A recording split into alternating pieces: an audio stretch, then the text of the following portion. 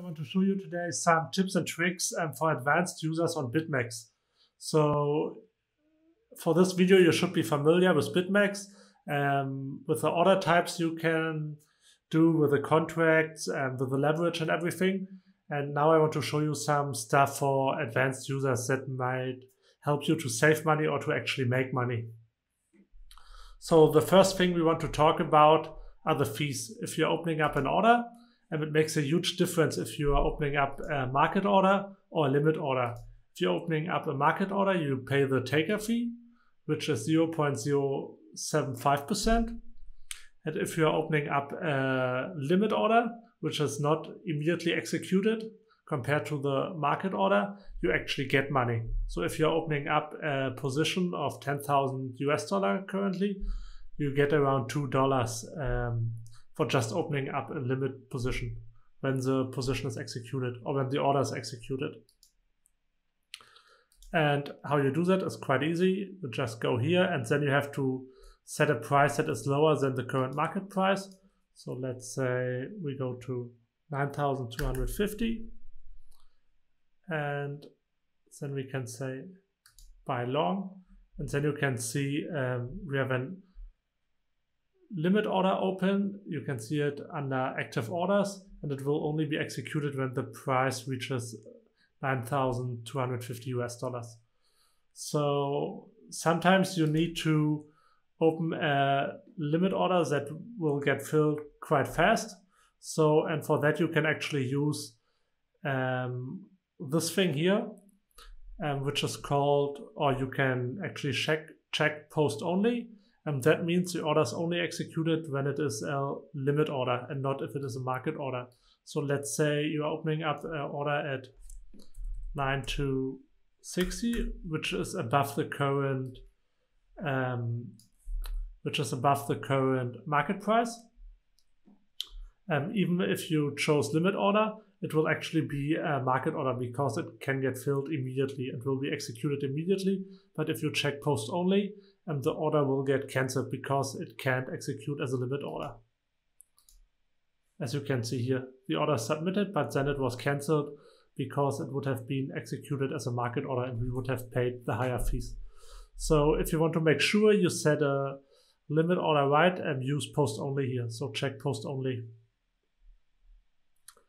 The next thing we want to talk about is stop market orders. As you may know, you can actually use a stop market order as a stop loss.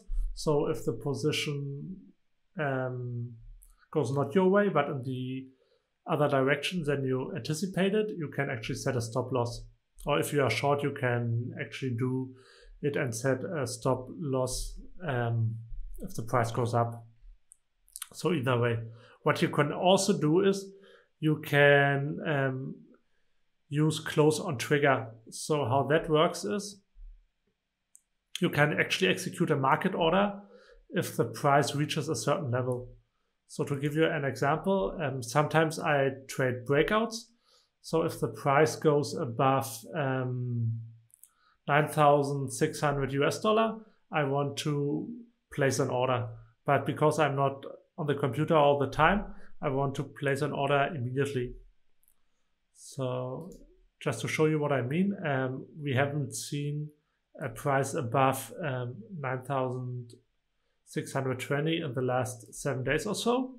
And if the price goes above that level, I want to place a market order. And in order to do that, I just say, okay, I just pick stop market, and then I uncheck close on trigger. So if that is unchecked, you can actually open up a new position. If it is checked, a stop market order or a stop limit order can only be used to reduce your position. If this is checked or if this is unchecked, it can also opening up a new position. So if I do that now, you can see a new position will be open when the price goes above 9,620 US dollar. So that's another thing you can do when you trade breakouts. And Another thing I want to show you guys is has also to do with the stop market orders. And what you actually can do is you can use a limit price instead of the current BitMEX price. So just to give you an example, sometimes you have these wicks. Where do we have a good wick? Just a second. Here, for example. Let's assume you want to set a stop loss at 9,280 US dollar. And what sometimes happens is that the price goes very quick below that level and then goes up again. That has a lot to do with the BitMEX liquidity and how orders get filled on BitMEX. And sometimes the price just wicks in one or the other direction. And if you compare that to the index price, here we can see the index price on purple. The index price stayed at 9,320 US dollar, but the BitMEX price went down a bit.